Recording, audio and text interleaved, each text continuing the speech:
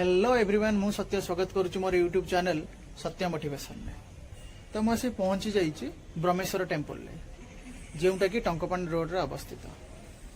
तो चलतु मंदिर किसी रहस्यमय कथा लोक एठाकू कहीं विश्वास करती जानिबा।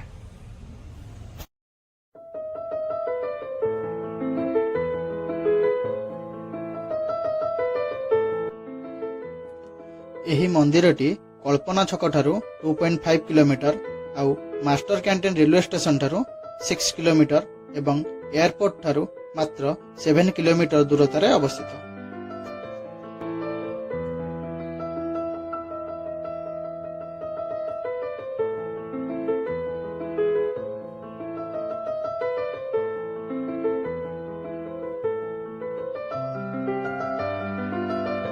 मंदिर भितर को जिबा पूर्वरु चलंतु बुली देखिबा मंदिर चारि पाखरे थिबा दृश्य जहाँकि बहुत सुंदर होइछि। फूल गछ और घास गालीचा को नहीं बहुत सुंदर करा जाइछि।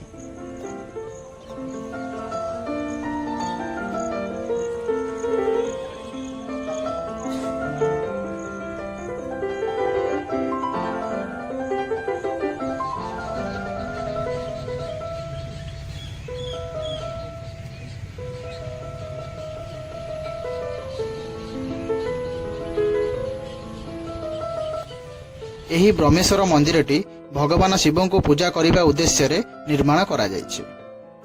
पुरातन जुगरे आमे जदि देखिबा प्रायतः राजा माने भगवान विष्णु शिव एवं सूर्यंकर उपासक थिले। तेणु आमे प्रायतः मंदिर देखिबा एही तीन ठाकुरन को पूजा करने उद्देश्य रे निर्माण करा जायथिला।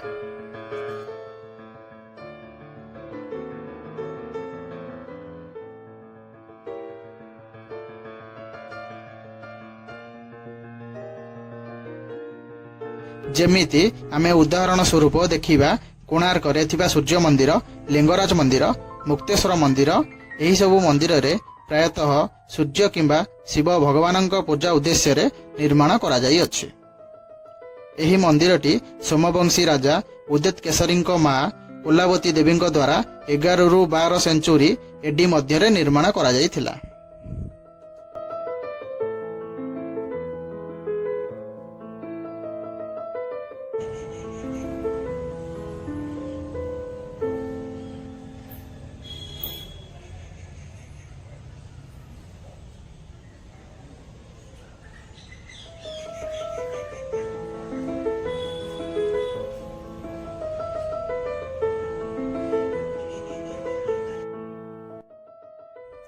आमे कौनसी पुरातन मंदिर देखिबा सेथिरे निश्चित देखि परिबा से मंदिर रे बहुत प्रकार जीव जंतु नर्तकी देवदासी राजा महाराजा मानंकर छवि खोदित आकार रे रखा जाई थाए। एठारे भी आपण देखि पारुथिबे सेमिति खोदन करा जाई विभिन्न प्रकार चित्र अंका जाई अछि।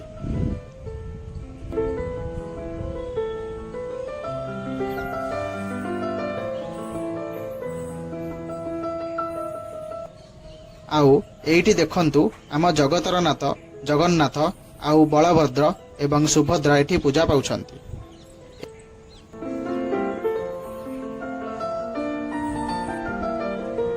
एही मंदिरर चारि पाखरे 4टी शाखा मंदिर रहिछि। एही मंदिरर चारि पाखरे आपण देखि पारुथिबे विभिन्न प्रकार नर्तकी मानंकर छवि खोदित करा जाई अछि। एथिरु स्पष्ट जणा पडुछि कि से समय रे देवदासी मानंकर बा नर्तकी मानंकर प्रथा चालुथला।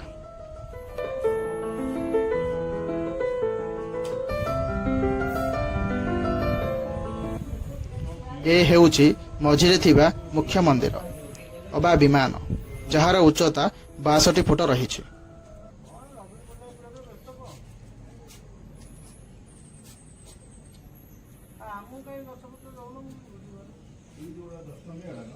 चलंतु भगवान शिव को दर्शन करिबा।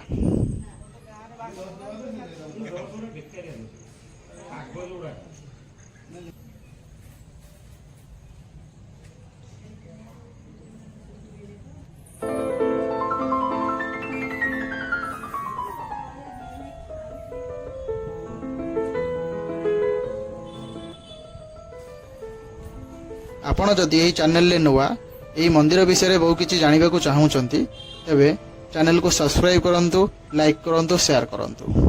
ଆଉ କେବେ ବୁଲି ଆସନ୍ତୁ ଏହି ମନ୍ଦିରକୁ। ରହୁଛି, ନମସ୍କାର।